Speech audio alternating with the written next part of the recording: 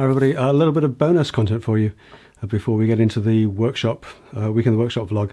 I did my scribing videos over the last week or so, and one of the things I didn't do, or rather one of the things I did do, was all the infills, all the fillets, all the scribes were quite wide.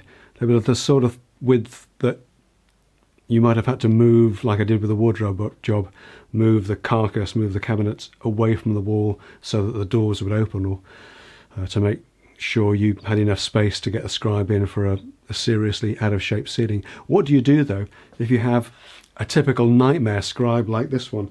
This one's where you've got barely 6 mil at the top and about 15 mil towards the bottom.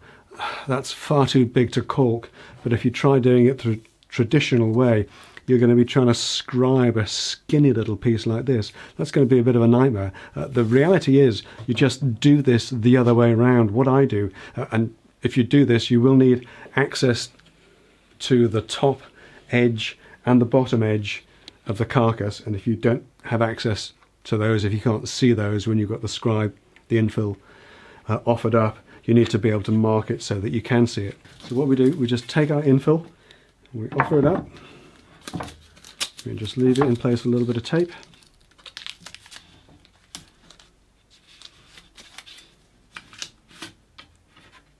Like that. And then we can make our scribe. We know the minimum space of about 6 mil, so we'll do that now.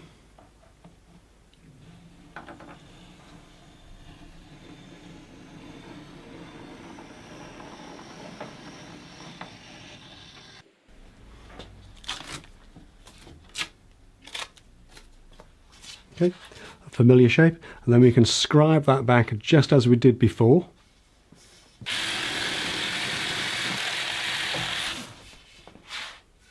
So fast. One I did earlier. And then we can offer that up against the wall, just as normal. Perhaps a little bit of tape to keep him in place. Then we just need to mark where the inside edge of the carcass is.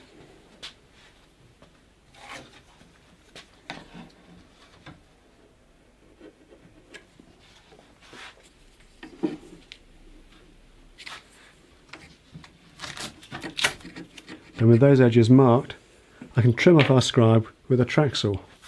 Now when we're cutting the tiny scribed fillet off the waist like this, it's very important to be accurate, because obviously you don't want to waste all that time and effort spent scribing. I'm going to be using these little waist side jigs. These are from a Strawbite workshop. Carl Pountney from Strawbite is a long-term subscriber of mine in the interest of transparency. He's also a Patreon supporter here. Thank you, Carl, for all your support over the years. These are fantastic. Carl sells these on his website. There's a link down in the comments below to where you can pick up these. If you're a track saw user or a plunge saw user, you need a set of these. These are fantastic, and they make making waist side cuts very accurate and very easy.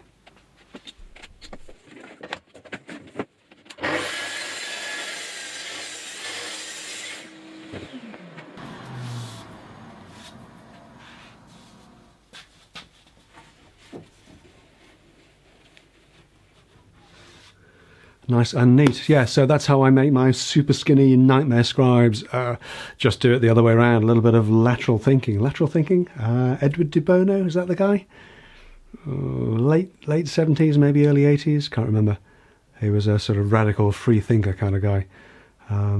Help me out. Let me know in the comments if that's right. Anyway, that's how I do the skinny scribes. Yeah, I hope you enjoyed it. Let's get on with the rest of the week in the workshop vlog anyway.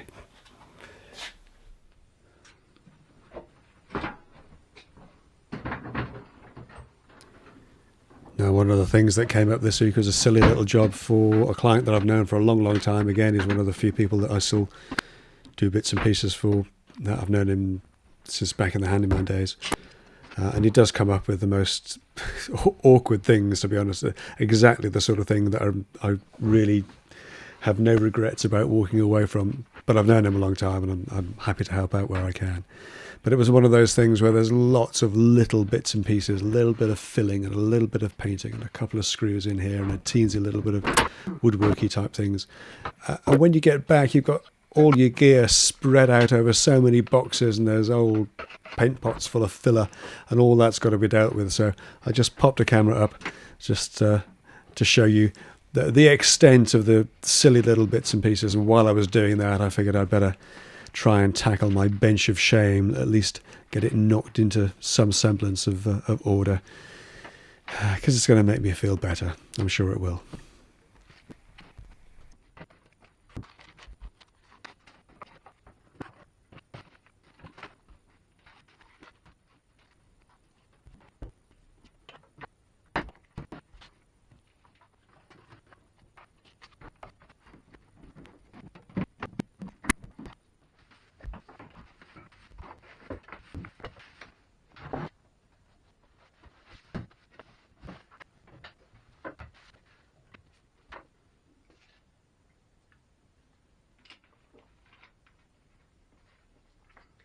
It's a little bit tidier. Not a lot, a little bit. So after the last vacuum episode, I just could have put it back together again quickly, cleaned it up because I needed to keep it running. And it's obviously not right, so I stripped it down again, had a good look. I've ordered some other filters for it. But when I had a good look around, and thanks everybody for your suggestions, I spotted this little nick in the body of the actual casing. So with a little bit of brute force and ignorance, I managed to fold that back down again, and I managed to rub it back down and get a reasonably clean edge on that. It's not perfect, but it's not bad. It's much better than it was, and that kind of gave me the confidence to think, well, that's probably okay now. I'd already ordered some new filters for this, so once the edge of the body was in reasonable shape, I changed the filters over, and we've cleaned the bag up and got that back in, and we carried on with the experiment to see how it did.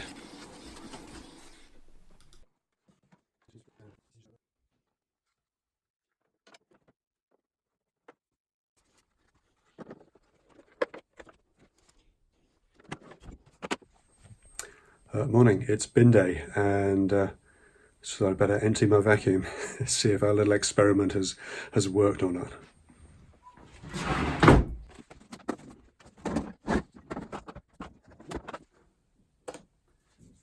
I'd say that's firmly in the not camp. Yeah, so still lots and lots and lots of dust in there. Okay, phase 2. See, I can't believe that's a bad seal. It's too firm. So it's got to be this seal, I think.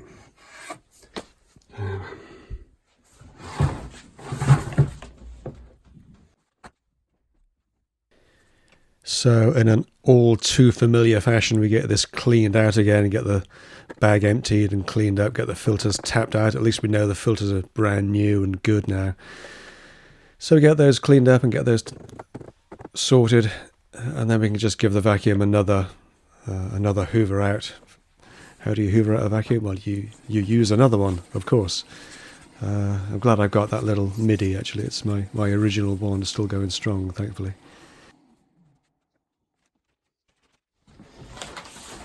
Alrighty, and this is the next experiment. Put the long life bag to one side and use the paper bag. Put a bit of tape on that. See how that does. I bought a pack of these paper bags when I first bought the vacuum, not realising that it came with a long life bag. So I've got a few left, so we'll give those a try. They're remarkably well made, and the seal into the vacuum itself is really solid. It's really good. So yeah.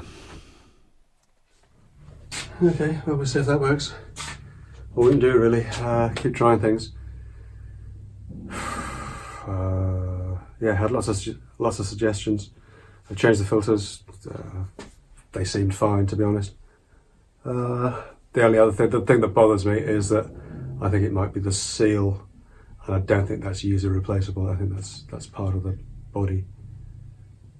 So yeah, we'll see. Anyway, for now, we'll keep that paper bag in there, see how that does. Because I'm not doing much sanding at the minute, or much of anything. So yeah, I'm not actually using the vacuum that much. Anyway, we'll see how we get on. And then I had what seemed like a really good idea. Morning. Doing a video about sanders and sanding, the different sort of types of sanders.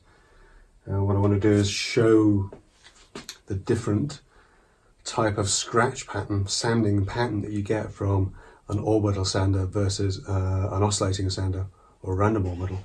And of course, in order to do that, I've got to paint some boards up so that I can sand the paint off. Things we do for YouTube.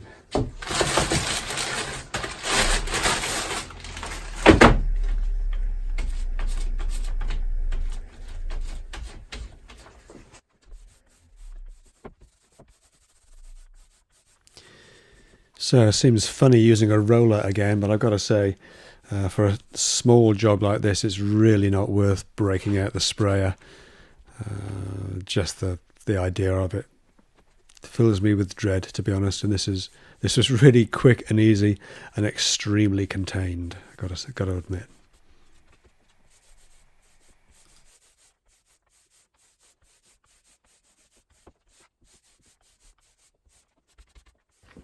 So there we are, that was it for my week in the workshop. A little bit of tidying up, a little bit of extra scribing, a little bit of painting, and a little bit of trying to fix my Hoover. Seems to be a regular occurrence. I hope you had a good week in the workshop. I've just brought in a whole load more MDF for the next set of wardrobe type of things. So we'll be cracking on with those next week. But that's it for this week's weekly vlog. Thank you so much for watching. Thank you so much for your support. Have a great weekend, and I'll see you in the next one. Take care.